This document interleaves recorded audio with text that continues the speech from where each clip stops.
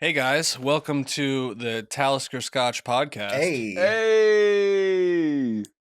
Wait, does everybody have drinks? I wish I did, but I gotta work tonight. I've got a You can have cider one. downstairs, but I somehow I feel like audio-video proof of me drinking before going into work is not a good idea. Dude, so- just because, you work in emergency medical services doesn't mean that you shouldn't be able to have the same fun on the gig that, Yeah, I don't know how that argument would go over in court, but it's there. You don't actually drive the vehicle, right? I drive the vehicle to the people's houses. Do you drive it to the hospital? No. Well, there's a separate person for driving to the hospital. I mean, you're going to ask me to explain this, but basically, I'm in an SUV, and we show up for the more life-threatening stuff, and then when they put the person in the ambulance is, like, run by the town, which is separate from us, and they're the ones who drive the ambulance. Oh. There. I can dig it. Yep. But Is it a highly sick recommend the SUV? Talisker Scotch, dude. Yeah, I like the SUV. It's pretty cool. Yeah, Talisker is yep. I was about to be inappropriate. It's really good. Yeah, I don't know, like, how often do you get that? Do you get that a lot? I buy Talisker probably they're like something around that price range at least once a month. Once a month. Okay. That's manageable. I was just thinking, like, I mean, I could easily burn through that bottle in a week. Yeah. And that is definitely not a sustainable habit. No. So. No. But that's like worse than smoking cigarettes, dude. Yeah. But you gotta keep yourself boozed, and like honestly, a bottle like that, if you're just having like one nice glass and like sipping it and enjoying the aroma every night, it'll last you.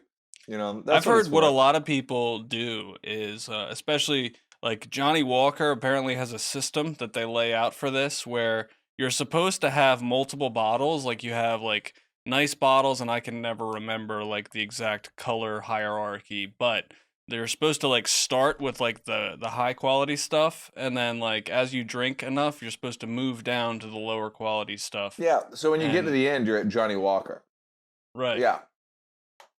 Yeah, there you go. but I mean, like Johnny Walker, they're a company, so they're recommending like, hey, start with our whatever Blue Label. I think Blue Label is their highest, or is there? I don't know. They all taste like shit.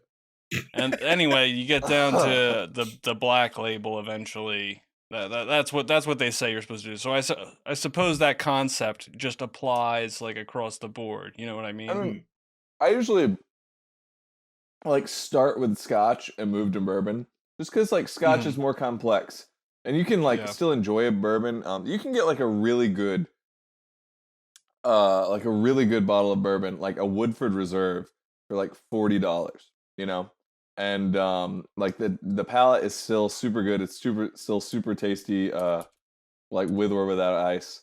And just like starting with like a complex whiskey, like a higher label Scotch, and like moving to like a simpler bourbon, like it usually works.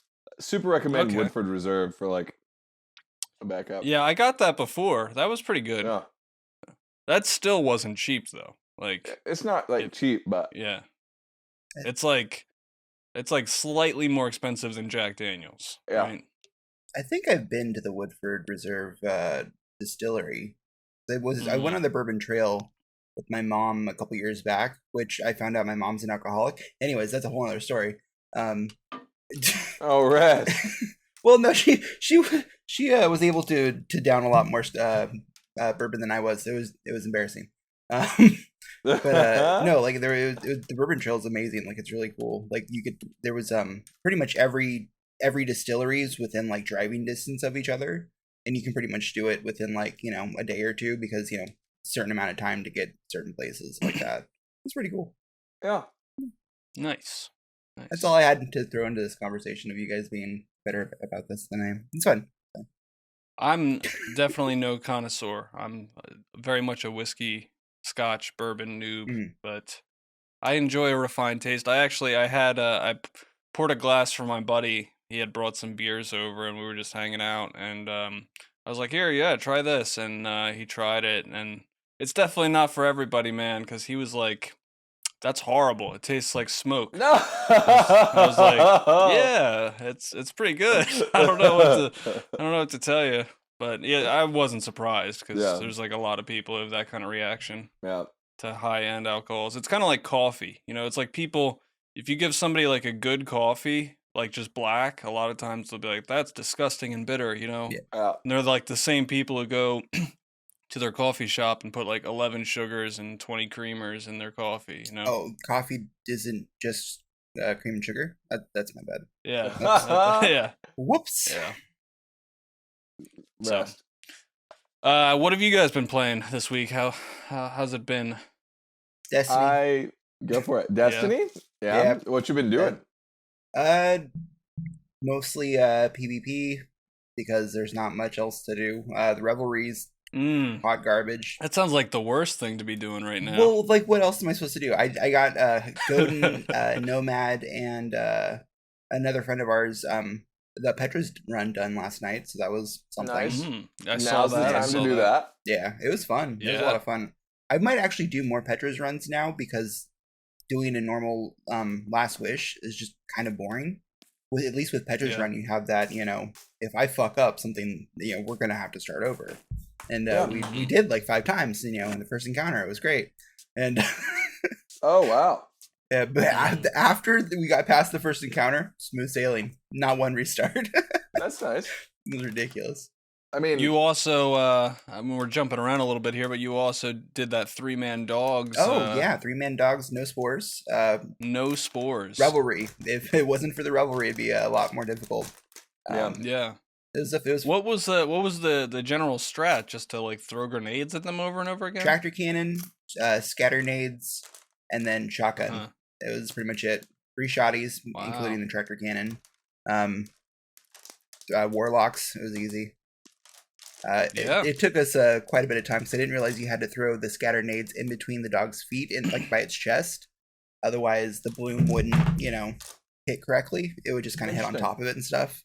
So back in year 1, I remember Reese did a 2-man dogs. I don't think it was no spores, but still pretty impressive. We even tried to get spores. It was 3 of us. Two were hitting the crystals, and then I was on the floor navigating, and I only got like 8 or 9 spores because each person is just like 1, unless you're with each other, then it multiplies. Right, that was a pain in the ass. Yep. So yeah, I think the way he did it, like he was just running around, like speed running, to each spore location, and they just were really good at navigating the map. Oh, yeah, when you know where those dogs go, you can. It's so easy to remember. Like the Leviathan, I have the underbelly memorized and the dog's path memorized. Prestige, not so much. It's a little bit more difficult, especially how wonky they end up getting. So I remember not giving a fuck about the raid after the first time I did it, and me too. I only did it when I had friends who were like, "Yo, you want to run the raid?" And I'd be like, "I guess." Yeah, I've already played like 100 hours of PvP this week, so yeah. If you will let me just follow you around the dogs, exactly. I'm down. Oh, yeah. As long as I don't have to do anything. Hug my ass and let's go, dude. Let's go. Right. So, what about you, Huffy? You play anything this week? I had to learn 57 plus 40. I had to learn 90. That's 90, right? Yeah, 97 tunes this week. So I actually I had to memorize 97 tunes. So I fucked my hands up really bad. And 97. Yeah, Holy. it was a rough in week. 1 week. Yeah. So I haven't been able to play anything. I don't know if I've ever had 97 songs memorized at the same time. That's rough, dude. Yeah. Usually by the time I get to memorizing a certain number of songs, at least for performance, I might remember certain melodies from a song forever. Yeah. But for performance wise, I don't know if I would ever feel comfortable having more than 10 songs memorized in a set list. I just had to know the horn parts for all of them and be able to identify verse, bridge, chorus, intro for everything and know all the interludes. When you do it for a living, you just get used to it, you know? Yeah. That But can't how be too bad. long is this performance that you managed to get through 97 of the songs? So 57 are for one, and the 40 are for other. One's a 4-hour set, and the other is a 3-hour set. 4 hours. They must be short ones though, because like I feel like 97 songs is longer than. The Like- 57 song playlist is 3 hours and 43 minutes. Okay, some of those songs have to be like 2 minutes. Well, no, they're all radio edits, so most of them are around like 3 minutes, 42 seconds. Okay. So That makes sense. I'm just like thinking like that is just a lot. it is. It is a lot. It's been a rough week. I can imagine. I was never a professional, but in high school I played in a band, and I just remember doing set lists. We would get an hour, and we'd play like 6 to 10 songs. In an hour. I was in marching band in high school, and remembering, fucking field position, this, that, and the other, and on top of remembering the music, fuck, 97 songs, that still sounds rough. Like, that doesn't sound fun at all. I guess in that time, there's just like no musical breaks. Nope, there's not. Yeah. It's just like at weddings, it's like one after another, you know? Yeah. And, at a certain point, been doing this for like 13 years now. You just like, you see the patterns, like they're like not that many different pop songs, they're all the same. Yeah. It's all the same 4 chords. You just like see the patterns, and then it's easier to put everything else on top of that. Makes sense. But dude, the Earth, Wind, and Fire stuff, it took so long. There's a lot of horns in there. So complicated. Why can't you have sheet music in front of you? It's just like company policy. Like, we're supposed to like be interactive with the crowd, So I have like a wireless mic, and I'm supposed to be like out like dancing with everybody the entire time. So I'm just can't rely on sheet music. Wish there was a video of this. Honestly, I'd like to see that. No, I'm sure there is some. There definitely is. Yeah, you'll never because see people video their weddings. Yeah. That's for sure. Yep. What are you playing? I played a little bit of Destiny. I got the Jotun and the Izanagi's Burden finally. Nice. The Izanagi's I don't really see myself using unless there happens to be a particular encounter where that becomes a thing that is like the best thing to use. But the Jotun, I was like just messing around with it in PvE, and I was like, dude, this thing is dumb. It was impossible to miss a shot with it. Even from like distances that are bigger than an entire Crucible map, I was like, man, I don't know why this is in the game. Rest. I also ran a Last Wish just to try and get a 1K, but I did not. But Lenny got a 1K, so nice. We're making some progress. Eventually, I'll check that off the list. Yeah, you don't really need it. Other than that, dude, I really want to play Sekiro more, but it's so hard. Like, with how busy I am, I get home from work and I'm like tired, and like I want to do like a morning stream, but I do not want to deal with something so frustrating. Yeah, dude, like Sekiro right before you go to bed is like, no. Just raise your blood pressure. Exactly. But yeah, that's pretty much it for me. Fair. Yeah. But we're gonna talk about some stuff other than Destiny this week. There is some Destiny news that we're gonna bring up. So much Destiny, but it's a light news week. It's a light news week for Destiny. So it's gonna be mostly about other games if you guys are interested in that kind of thing. So, oh yeah, Michael could video Huffy's wedding. That would be an interesting thing. Gotta have the really expensive cameras there. 8K. Now, is that Michael? Are you gonna be videoing Huffy playing at a wedding, or are you gonna be videoing Huffy's wedding? Like, is he getting married? Oh my god. I hope not. Well, actually, I could I don't know. I'm kind of lonely. I know you were asking me to smash earlier, dude. Come on. Yeah. So, if anybody has like friends, that are like weird, let me know. Fair. I'm down for blind dates. Nice. So, Borderlands 3, guys. Oh my god. Did you guys see the reveal? Did you watch it live? I did. I watched Hefty stream some of it, and I watched their reveal. Did you use EchoCast? No. Oh, come on, bro. Well, what is EchoCast? So EchoCast is this third-party Twitch extension that they're releasing with Borderlands 3 to incentivize you interacting with the streamer, and it's like a beautiful system. So any like high-level chest in the game, if you're watching and you have EchoCast linked, the first feature of EchoCast is you can see you're in full glory. There's like a Borderlands style menu where you can pull up and see a streamer's loot and their build and inspect everything about their character without having to ask those questions. That's which fantastic. Is super. Yeah, it's super convenient, super good, and it'll also show you what they're grinding for, right? Like if they're instancing a boss over and over, it'll show you like possible loot drops from that boss. So Gearbox designed this. Yes. Wow. And they also designed a system. They've gone really in depth with like the scaling system to make sure that you are able to go play with your low-level friends, not blow everything up, and also then in exchange for you not being overpowered, you're able to earn loot that is your tier from going back and playing with them. And so with this EchoCast system, they're allowing you to actually have a chance to gain versions of streamers' loot. So when they open a chest, they can wait for a second, and you can actually bid. Right, and there's like what? Yes, there are chances for you as a viewer to get that item, right? So like a certain number of people from talk about innovation, dude. That's chat, fucking fantastic.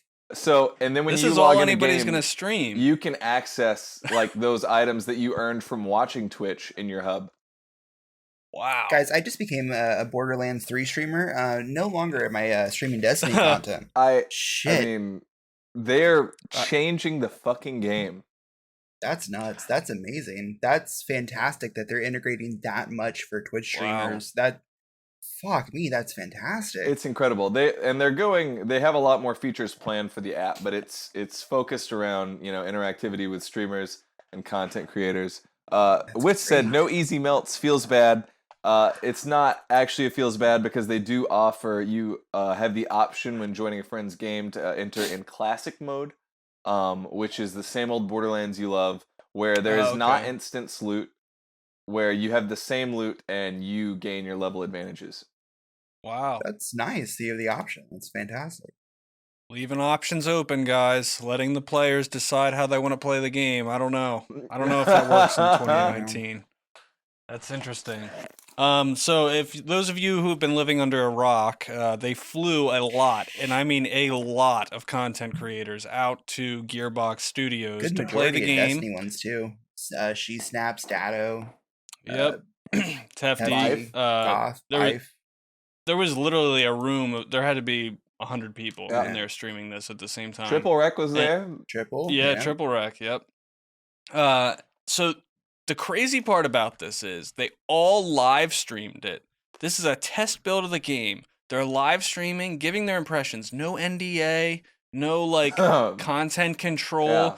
They're so confident about the product that they're putting out there that they're just allowing this not finished version of the game to be like, here it is, guys. Judge it for yourself. First impression. First impression. No pre-rendered footage. No nothing. Here is somebody playing the game. Tell us what you think. Wow. Yeah. Who has ever done that? No, I can't think of anyone. Yeah. And they didn't put a cap on the guns. They didn't tailor the guns. There weren't a certain number of guns that you could just get in this demo. There was literally a gun button that you could press to just spawn randomly generated guns, and people were spawning hundreds of guns, and they were all different. I literally saw a gun where they picked up the gun and then they fired it and it shot out like 20 guns from the gun. I was like, what the hell is happening here? I was watching Datto and there was literally a mountain of guns sitting in front of him because someone pressed the gun button. I was like, what the fuck is this shit? That's yeah, and the crazy. movement.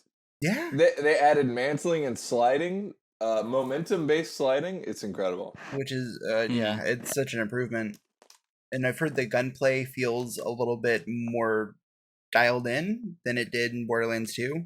So that's good. I mean, the gunplay on PC for Borderlands 2 felt, super precise. Right.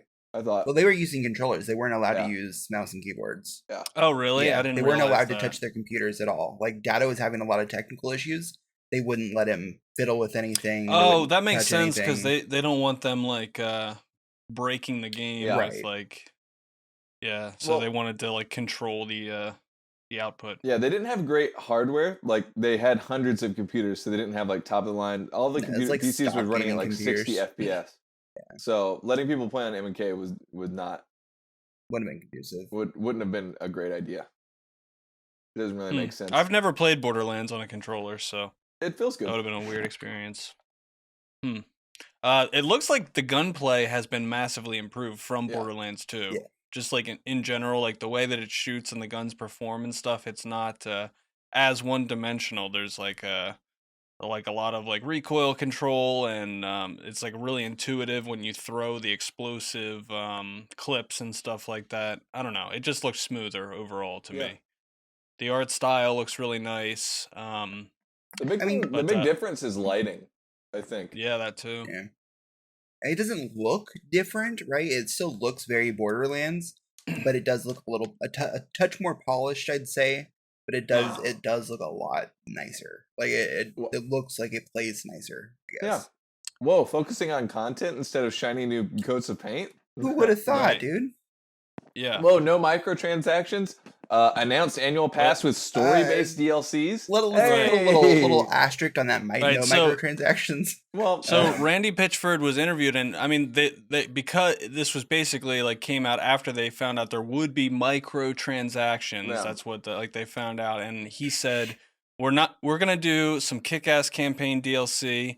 We're going to do all kinds of fun customizations like heads and skins, but we're not doing any of that free-to-play junk. Oh. There's not going to be any microtransactions. There's not going to be any of that nonsense. Everything's you'll be able to buy cosmetic that you can buy.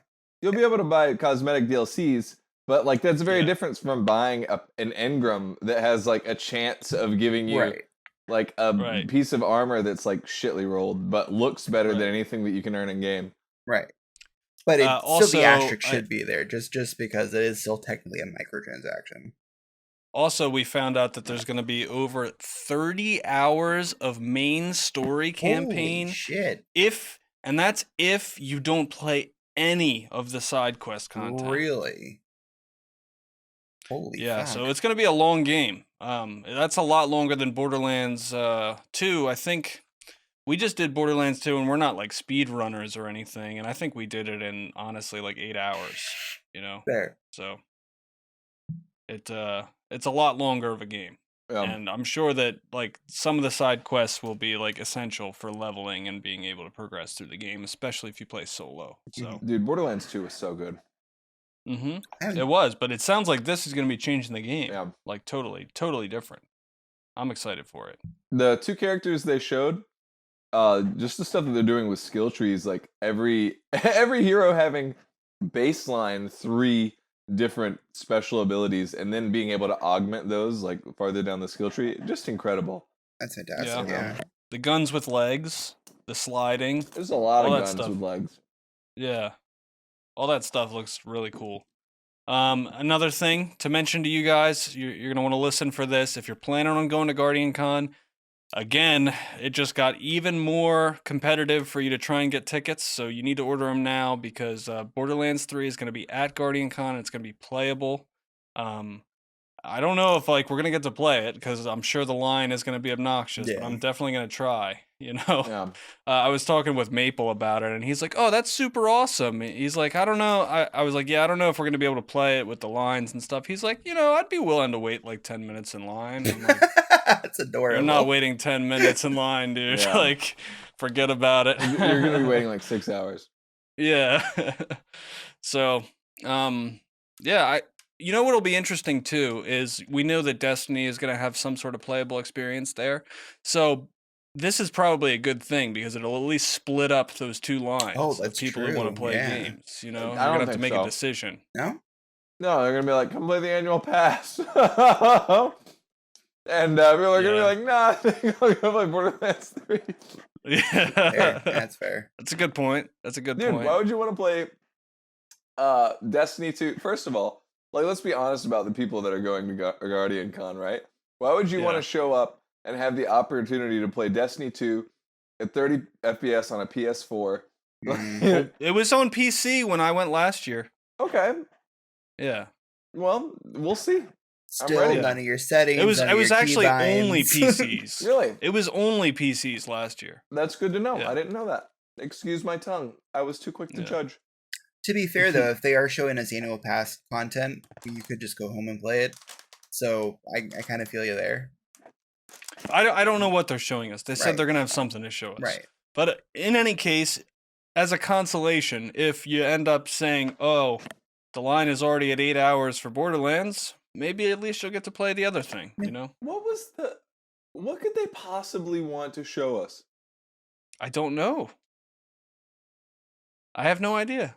Trials. nothing. Maybe there. Is it- Maybe you know. There's still a possibility that like remember the live team made Rise of Iron by themselves while the rest of the team was working on Destiny 2. So it's possible there is a small like Warmind sized DLC coming. Even so, Rise of Iron, I loved that expansion. The fact that it Well, that's what I'm saying. Yeah, so, so- there could be something coming in September. Yeah. I'm just trying to maintain a pessimistic attitude and Still, assume like, that what there would is they even nothing let us coming. play from that? Like, okay, I don't know. Whatever they added to it, I guess. like what? Listen, what could they possibly add to Destiny right at this point that would be worth playing at a convention?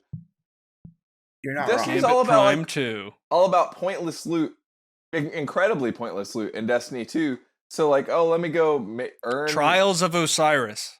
It's not going to be on the weekend, and if you're not going to show up and be able to complete a card at GuardianCon, No, you wouldn't be able to. complete it. literally You'd be able to nothing makes play- sense. You'd be able to play like two games, Yeah. maybe. Maybe, was, and not with your friends. I think you got 30 minutes when you were playing Gambit. So most people got to play 2 games of Gambit. So That's Dude, right. I remember, listen, back when I was like a shit PvP player, just like, you know, throwing my life away at Destiny 1, every Friday I had a gig in Queens. mhm. And instead of taking the train, every single Friday, I would get in a cab and pay $30 to ride in a cab to Queens so that I could watch everybody's first trials card on my phone. Damn. You know, like that's how much trials meant to us. You know, that's how much it meant to me. Yeah. And now it's just like, what could they possibly fucking do to make me care? It It was Dude, a great there's, uh, ritual there's to this- gather your friends, get real excited. It was great. It was a fantastic ritual. was incredible. There's this tweet that's been going around. Recked. This guy that is a doctor, apparently, he made it to Unbroken, and he ordered the little seal Mhm. on the Bungie store and he wears it on his lab coat. That's right. fucking dying. awesome. And so he like made this whole post about like how hard work pays off and all this stuff. And it's going around, and I'm just like, man, that's got to be so weird because like everybody and their mom is like, what is that thing? And He's a then doctor? like, it's from a video Yeah. game. He's Yeah. a doctor. Yeah. His first 2 seasons were recubs. Yeah. No, let's I don't know, not. man. Like, Come on. I'm just being honest here. Let's Like, be real. It's a heartwarming story. Let's not try to no, Yeah. I'm just You're just not saying hard work wrong. does pay off. I'm not diminishing his hard work. He worked hard in a different area to be able to afford 350, 500 Oh my recubs. God. No, it's just like, it's just how it works. Yeah.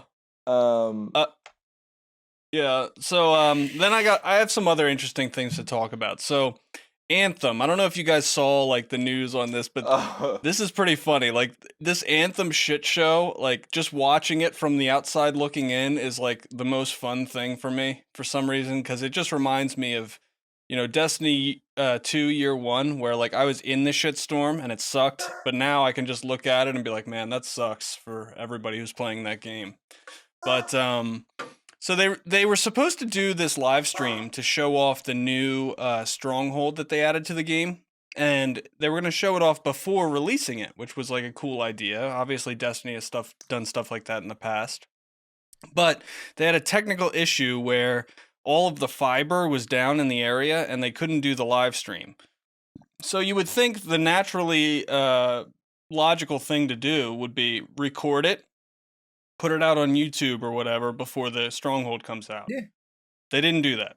So they waited till after everyone's already played the stronghold, right? And then they do this live stream where they show people a stronghold they've already played.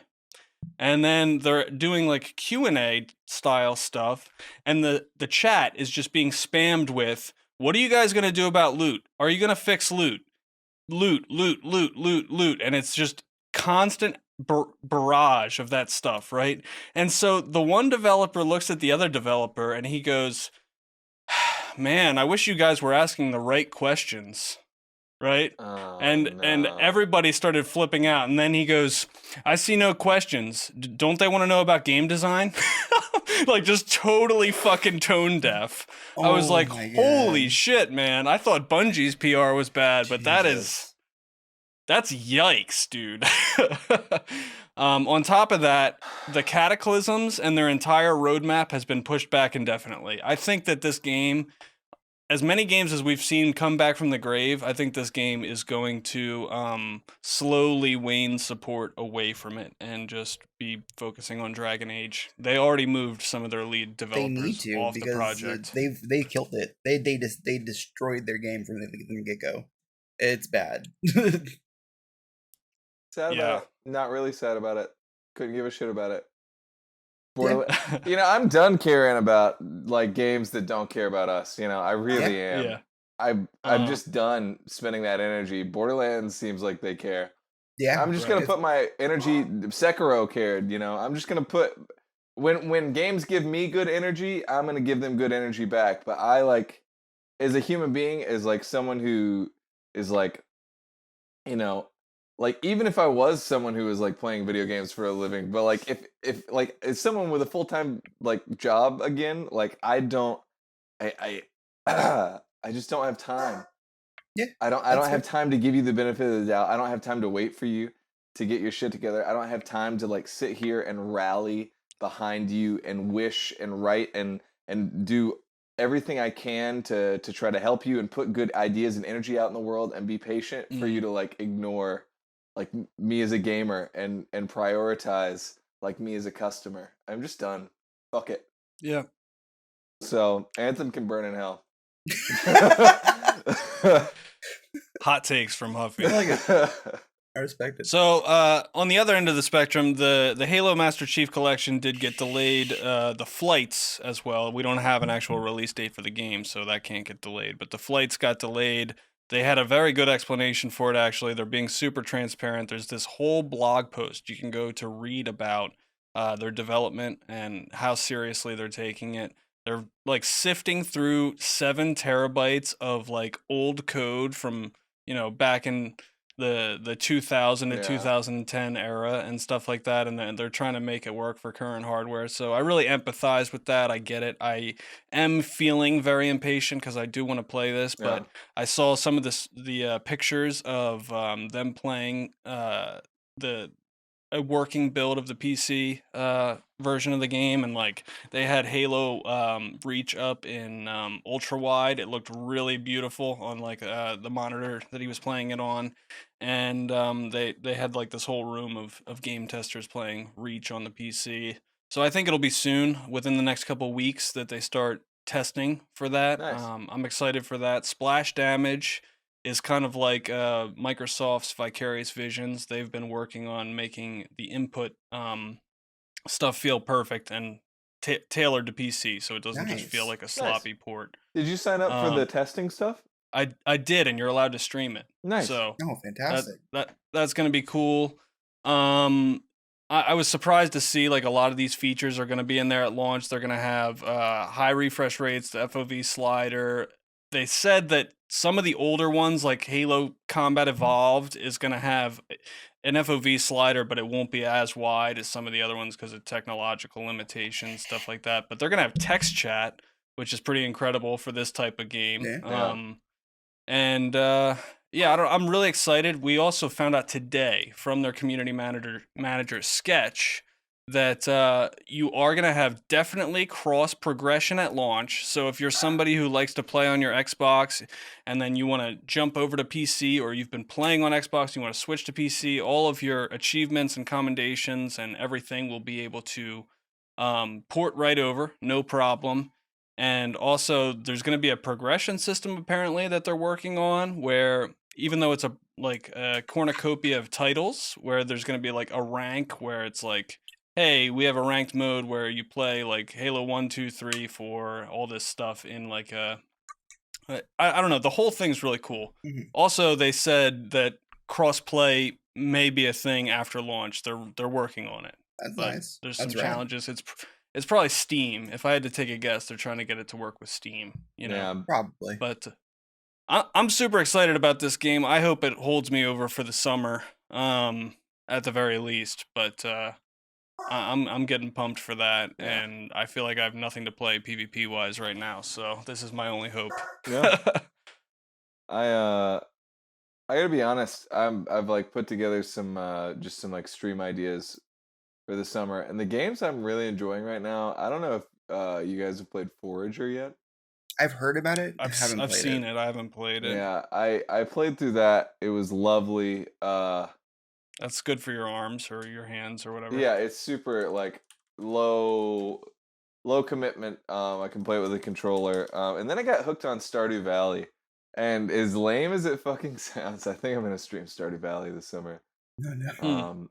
You know, there's My wife played that for a while. She liked it yeah, it's like really a year ago strong, or something. and it's really a customizable experience. You know, like You playing on the Switch or? no, I'm playing it on PC just with my controller Okay. plugged in. But you know, like just simple things like being able to name your cat Hentai, you know, just made the experience, you know, really worth it. Mm-hmm. And I think I'm gonna do a Borderlands 2 playthrough. I really want to get into that. I've only played a little bit, so if you guys want to play with me at some point, I would be down. I'm I down as soon as my hands are I better. haven't played very much Borderlands at all. I'd like to get into that personally. Yeah. Nice. Yeah, I'm down. I have you guys played Sunset Overdrive? No. Nope. I just got What my about Far Xbox Cry back today. I want to play it. I'm gonna play it soon. Yeah. It's a Have- really incredible game. I wish it was multiplayer on Xbox. It's not multiplayer on PC. Which Mm. is sad. All right, so Destiny stuff. I need to get a bef- drink. Oh, Jesus Christ. Yeah, so we'll get to that in a second then, I guess, while Huffy gets some medicine for himself. If Make this go down a little easier. the refrigerator wasn't downstairs, I would be getting a drink myself.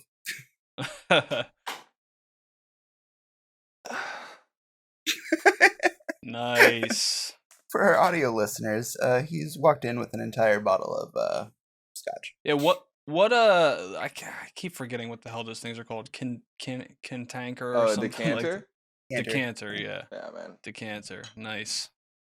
Makes me feel like I'm in like the 1920s or something. It makes me feel like I'm in my bedroom and happy. But what is like the virtue of using that thing over having a bottle just because it looks nice? Nope. Well, first of all, it looks nice. Second of all, the purpose of them is to decant. So a brown liquor suffers from oxidation. So a certain amount of its aroma is lost to the air around it, and therefore the flavor. And so a lot of times you'll notice if you accidentally leave a glass of scotch out overnight, it'll completely oxidize, and it'll have kind of like a pungent smell in the morning, and it'll like make you sick. It's it's just and it gets like thick and soupy, and it loses its flavor. So what happens is that also happens inside bottles, right? Once you like have not as much volume in it. Yeah. So what a decanter allows you to do is manage the amount of air that you're allowing to constantly come into contact with your liquor. So I use like this decanter with like a same liquor, right? Like I have like a decanter liquor, and I just keep it topped off so that the oxidation. Do you have to clean it? Do you have to clean it? I mean, Yeah. very not often. As long as you're using the same liquor and age. Right. Okay. But I mean, how does do you know how that works? Like, is there like some sort of solvent or something in it that stops the oxygen? There's like oxygen still in that bottle, so that's what I don't. Yeah, understand. but the point is to like keep it limit the higher. amount of oxygen. Yeah, to limit. Oh, I see. So you just add more alcohol from Yeah. another bottle. Yeah. So you have to have enough money to have multiple bottles of alcohol all the time, pretty much. No, it's the same thing. Wait. You just Oh keep... man, this is tough because now I'm trying to figure this out. Like, all right, so you put one bottle in there, right? Yes. And then there's not that much space in it. So then you start drinking it, and then there's like this space in it. So you need to add more alcohol to stop it from running out. But then like the leftover alcohol in the bottle that you can't add to the decanter is also going to get oxidated. So I just don't. So the purpose is though, in that bottle, you're not opening it and closing it all the time. So you have like a fixed amount of air, like in that bottle. You know what I mean? Okay. It's not like constantly cycling. Gotcha. Just healthier. All right, I'll have to get one of those eventually. Yeah, and it's not technically more expensive. You just like buy your next bottle, and then you like constantly keep one ahead. You know? Okay. So anyway, there's more developers leaving Bungie. We had Joe Blackburn leave, I don't know which is probably. Do we know if leaving is the right word? We don't. We know that that's what they say. That they're leaving. They no longer work at Bungie. I guess it's it's their the last long day. and short They've of it. all used the same terminology. It's my last day at Bungie. Yeah. That's what they've all said. This is what's weird about this one, though. So we know about Joe Blackburn, Jill Shar. I heard about a couple other people. I don't even know who Jill Shar is. I looked her up after this, and or some sort she of was a story something. lead person. Yes. So a lot of people deep into the lore are upset about that. I've never gotten into Destiny lore, so I mean that's not like that big a deal to me. But Joe Blackburn, from what I understand, was pretty universally liked for his work on the raids. I think he, like, from what I understand, he did a really good job. The only negative thing that I've heard about him is that he may have been responsible for inventing the token res system in Destiny 2, which is not very popular and not very good. But I feel like that's forgivable for like the amazing experience that is the Last Wish raid. Yeah. You know what I mean? He also had a lot to do with King's Fall, I think, as well, as far as like Golgoroth and stuff. He did the Golgoroth encounter. Yeah, he's... Which makes sense when you think about that. That is the one encounter in Destiny 1 that basically has the token res system in it, built into the encounter. True. So it's not surprising that those two things have to do with him. I mean, I like the idea of limited reses. You know, it could have put in better. In Destiny 1, there was no reses in hard mode, though. So that's kind of interesting. But with the PvP people who have left, like what a lot of the enthusiasts have said is like, you know, that, hey, maybe this is a good thing. This is the positive spin. Maybe this is a good thing.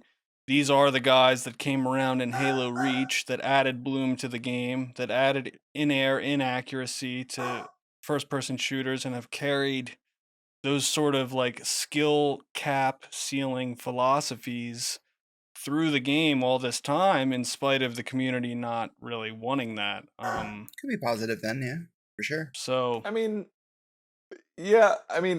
I would feel more comfortable about that positive spin if we were getting like here's who we're hiring, you know, instead of just like this is what we're getting rid of. Yeah, they haven't announced who the new team is, which is concerning for sure. They haven't really made any announcements other than things we already know at Yeah. all, period. Yeah. So it definitely seems like they're cleaning house and they're like trying to get fresh faces, which Or could be a good thing. everyone, Or people yeah. know something that we don't, and the ship is sinking. Right. That's possible too. We just don't know. And it's leaving us in this like state of unease, and I feel like some communication from Bungie would be really good. Obviously they can't come out and be like, these people were shit, we got rid of them, you know? Yeah. But I feel like they just need to come out and be like, hey, you know, we wanted to organize some new talent to work on these new projects and change the direction of the game. Like, that's all they have to say. They don't have to personally attack any of these people or anything like that.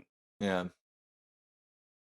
Huffy, I had to bring this up because I found it pretty funny. You know, you hurt Crucible Radio's feelings so badly that they ended their podcast forever. You're shitting me. Are you serious? Well, literally, like, after you made your comment about them giving bad advice, like, the next week, they were like, yeah, this is our last episode ever. You heard it here first. GuardianCast ending other podcasts, guys. Oh, fuck.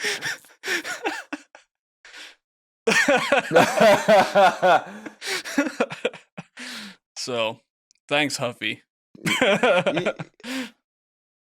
I mean, that kind of opens up a spot for another Destiny podcast to kind of take some place. Not really. I don't think there's room for one to even exist. Not about the fucking Crucible. What would we be talking about? Hey, welcome to Guardian Crucible Cast. This week we're talking about how shit revelry buffs are in comp. Get ready for it'd be the most relatable fucking podcast, dude. Yeah. Oh my god. Yeah. You know, I don't blame them. Yeah. Yeah. Sad they never got the Huffster on before. Yeah, to save the day. Going under, but another news, I think the worst RNG in Destiny history is finally over. Thank God for Riot. Tier 1 Riot That finally poor got his 1K after 101 last wish clears. Apparently, in the most recent patch, they increased. I didn't read this in the patch notes till this week, but if you're wondering, it was a 5% chance of the 1K before, and it's 10% now. I swear it was less than 5. I think they're completely fudging that. It was so low. It's probably a bug. Yeah, but I also wanted to bring up that. We talked about, Eddie and I talked about the Lunas Howl and the Not Forgotten Nerfs last week, but I didn't think about this until after. The Service Revolver with Kill Clip, is that like gonna be the meta now? No. Probably. No? You don't think so? No, Kill Clip is not a viable perk in competitive PvP. Because that's not it's only 4v4. It's really good in quick play, right? But that is just simply not the pace that engagements happen in competitive, right? Like people, so high level teams in competitive, they don't open similar angles onto you, right? Like you won't be challenged like in the same lane by 2 people at once. It's just not how it works. Like your chance of being able to follow up with a second full kill within like the 4 to how many seconds is a very short window. It's about 4 or so. Yeah, it's like 4 full seconds. Yeah. You just don't have that kind of time frame with a weapon that has that little range. So it's a great quick play slaying weapon. It's still a pub stomping weapon, but as far as like competitive PvP, it doesn't have the same place. Fair. Okay, fair enough. All right, so on to the grim part of today's podcast. The TWAB is kind of a yikes, guys. We're not talking about much this week. We'll have more to say soon. The revelry's ending. That's like the takeaway. They seem to be very happy about announcing the end of the revelry. And get back into comp, guys. Yeah, why are they so self-aware but like don't do anything about it? If you were a player who didn't enjoy the extra abilities in competitive, you can celebrate the return to order on May 7th. Like, Why would you even acknowledge that you threw your competitive playlist in the fucking mud for a month? Oh, man. Yeah, there's a weird thing happening where they are fixing some of the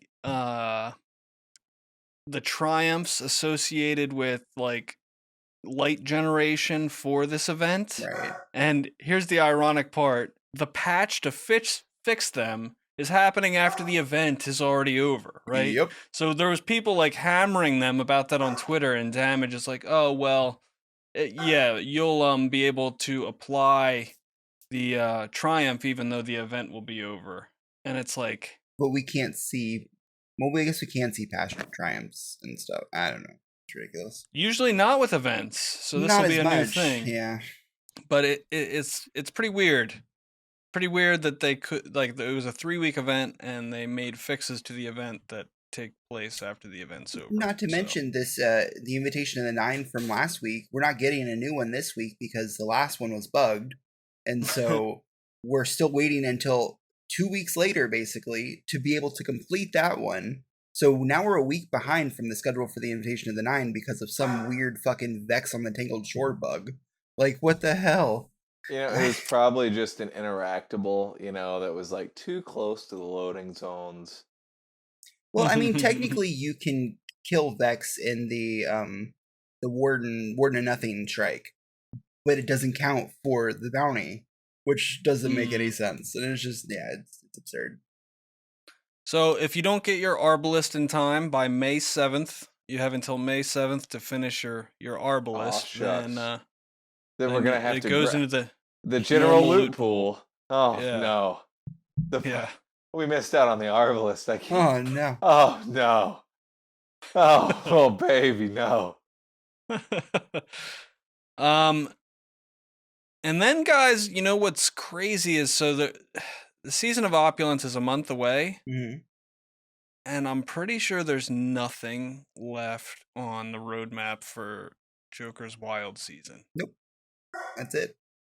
This last month is going to be, hey guys, Iron Banner's coming in 2 weeks. Hey guys, Iron Banner's coming in 1 week. Hey guys, Iron Banner's this week. Hey guys, you remember when Iron Banner was last week?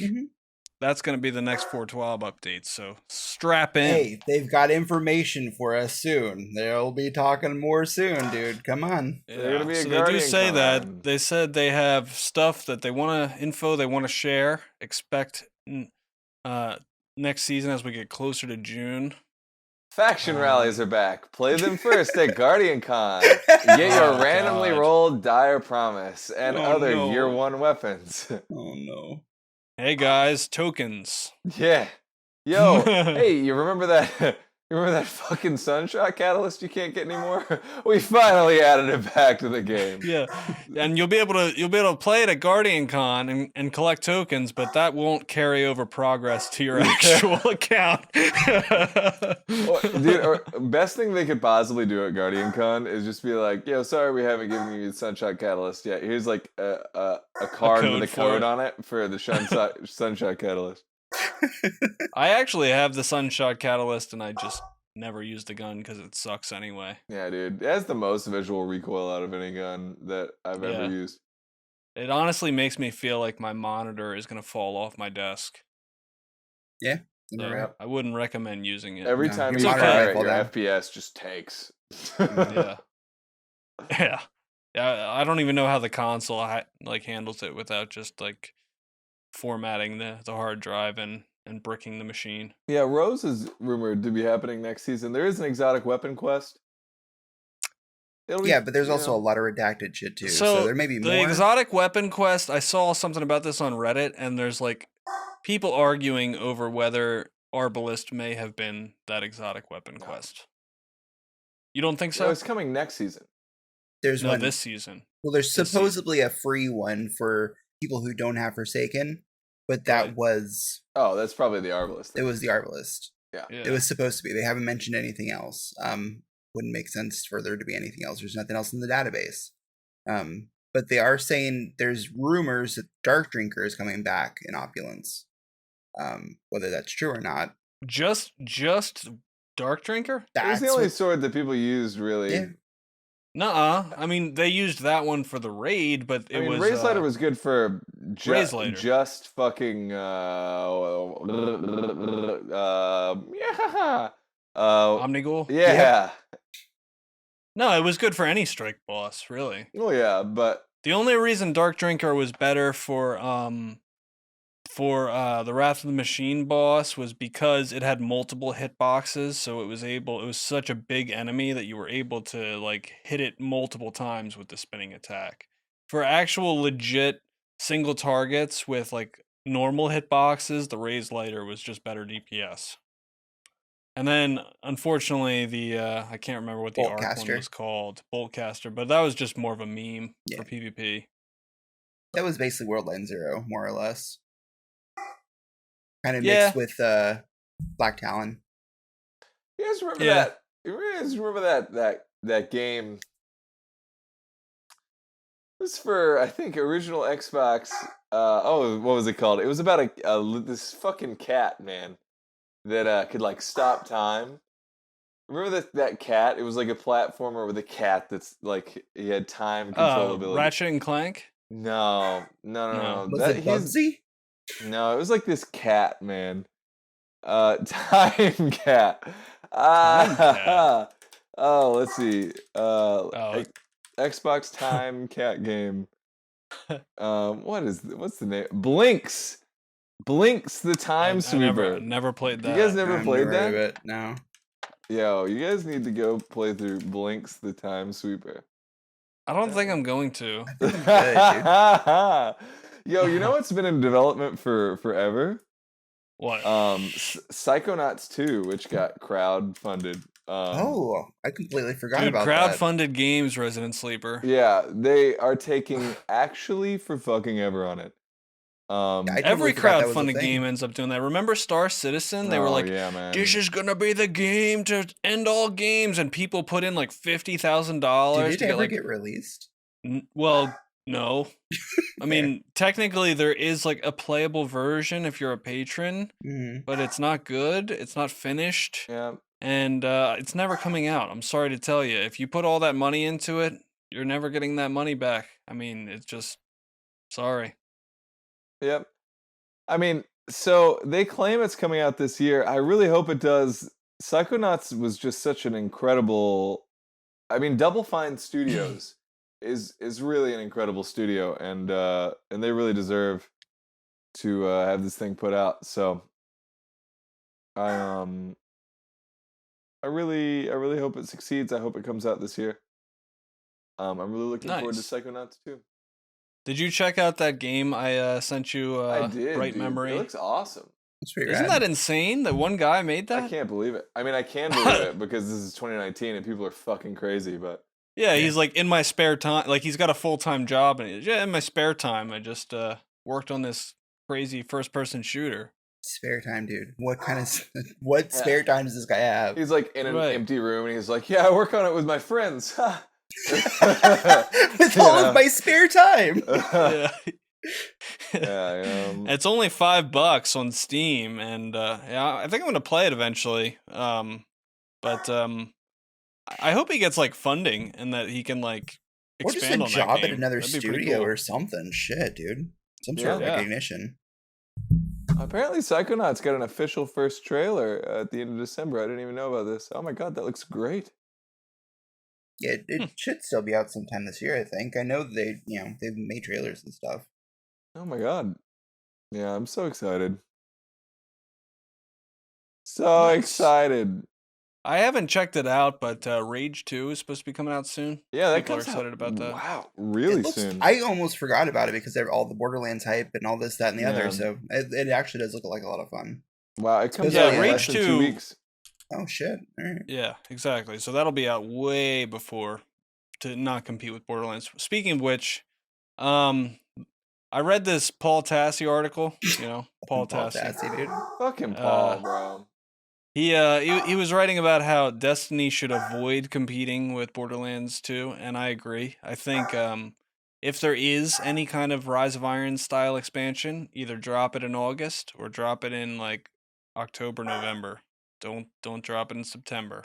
Yeah, it'll become clear real quick See, you Yeah. don't want to make people choose. That's the thing, right? Like you have, I mean, listen, we've all been there, right? You're in a fight with your girlfriend, and it's because you've been spending too much time with your best friend, and you're sitting there, and your girlfriend's like, him or me, and you're sitting there, and you look at her, and she's like, got that short skirt on. You're like, damn, babe. And then you look at your friend Ricky, and you're like, yo, Ricky, I'm sorry, man, but if you don't make him choose, then it's not. Yeah, it's worry not about bad. it. Exactly. Because listen, Ricky loses. Because then he can have sex. sex with his girlfriend, and 5 minutes later he can be hanging out with his other friend. Exactly. Right? You can have fun with everybody.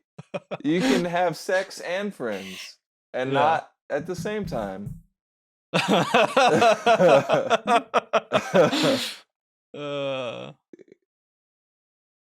Nostrovia. Nice. So before we end here, I just want to say thanks everybody who hangs out and listens every week. You guys are awesome. You're all fantastic, and I love you. You're the real MVPs. I am going to ask for your help here. We've never asked for any money. We're not going to ask for any money, even though it costs money to run this podcast. There's a lot that goes into it, and I just want to kind of make you aware of it. We write scripts for this every week. Wits does the audio processing every week. Diet Woke Zero created the website for us. We have to write an outline breakdown for the text, and then we also do some video rendering with some Crucible gameplay usually for the YouTube version. It's a really big project for us. I mean, we're not like a huge studio or anything like that, and we would just really appreciate it if in return you guys could share this podcast around to literally everyone you know. So, I don't care if your mom listens to it, dude. Just put it in her ears, dude. Come on. Yeah, just go on her cell phone and set it to auto download. And when she asks you why her phone is filling up, just say, "Don't worry about it, Mom." Just don't worry about it, Mom. So we make it actually pretty easy for you. All you have to do, we make a post about this every week. The second it comes out, we're not asking you to like go find us on Podbean or follow us on iTunes. Listen, you don't have to work very hard. You just follow at GuardianCast on Twitter. Yeah. At the GuardianCast. Yeah, the GuardianCast. Some GuardianCast. dickhead stole GuardianCast itself. And just click that retweet button. It means the world to us. Yeah. Perfect. We love you. And we thank you. And you're pretty. Just in case you haven't heard that today. You're super cute. I would I really like what you do with your hair. If it was like honestly. A girlfriend and you, I don't listen, just don't make me choose, but you're pretty cute. Yeah. All right, guys. Thanks for hanging out this week. We'll see you next week with hopefully more exciting Bungie related stuff. Peace.